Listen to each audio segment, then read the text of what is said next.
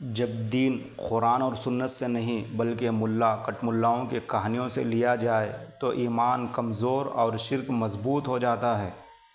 بولو بھائی، ایمان کمزور ہو جاتا ہے اور اس کے مقابلے میں شرک مضبوط، قوی، طاقتور ہو جاتا ہے، بلکہ ایمان پر حملہ کرتا ہے۔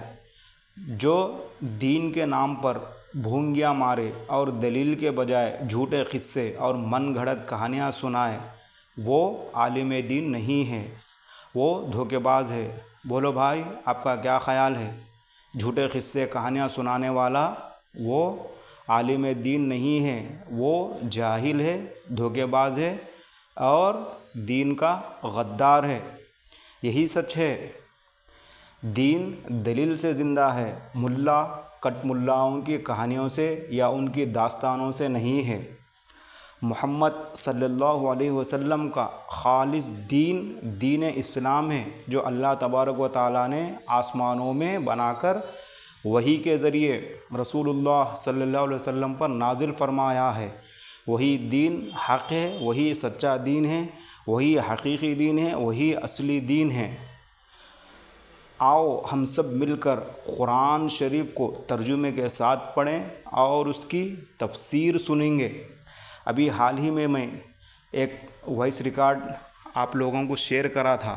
اس میں دیوبند فرقے کا ایک جوکر مولانا مدرسے میں طالب علموں کے سامنے کھلم کھلا گمراہی پھیلا رہا اور بچوں کے سامنے بے شرمی کے ساتھ یہ بیان دے رہا کہ بزرگان دین سے فیض حاصل ہوتا ہے، بلکہ بزرگان دین اس دنیا سے جانے کے بعد بھی ان کا فیض کم نہیں بڑھ جاتا ہے۔ وہ حضرات جو جا چکے ان کا فیض جاری ہے اور جاری رہے گا، لیکن ہے حقیقت وہ یہ کہ بزرگوں کا فیض ان کی موت کے بعد، ان کی وفات کے بعد کم نہیں ہوتا، بڑھ جاتا ہے۔ میں اس جوکر مولانا سے پوچھنا چاہتا ہوں، مولانا یہ تعلیم آپ کو کہاں سے آئی؟ اس لیے کہ یہ تعلیمات قرآن میں نہیں ہیں، رسول اللہ صلی اللہ علیہ وسلم کی تعلیمات میں نہیں ہیں۔ یہ تعلیمات آپ کو کہاں سے آئی؟ یہ شیطانی تعلیمات امت میں پھیلا کر امت کے عقیدے کو خراب کر رہے ہیں، امت کو گمراہ کر رہے ہیں۔ اس لیے میں بار بار بول رہا ہوں، دیوبند فرقہ گمراہ ہے، دیوبند فرقہ گمراہ ہے، گمراہی پھیلا رہا ہے۔ آؤ بھارت کے مسلمانوں، ہم سب مل کر دین کو سیکھیں گے، دین کو سمجھیں گے۔ اگر آپ کو دین سیکھنا ہے، دین سمجھنا ہے تو دل میں نفرت نہیں ہونی چاہیے، دل میں دشمنی نہیں ہونی چاہیے، تنگ نظری نہیں ہونا چاہیے، تعصب سے پاک ہونا چاہیے، جبھی آپ دین سیکھ سکتے ہیں۔ آؤ ہم سب مل کر دین اسلام کو سیکھیں گے۔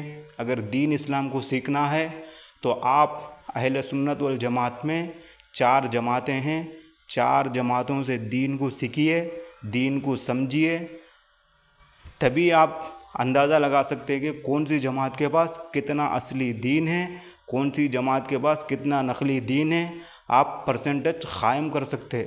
آؤ ہم سب مل کر دین کو سیکھیں گے، اسلام کو مضبوط کریں گے اور سارے بھارت میں اور دنیا میں اسلام کے پرچم کو بلند کریں گے۔ نعرہ تکبیر، اللہ اکبر۔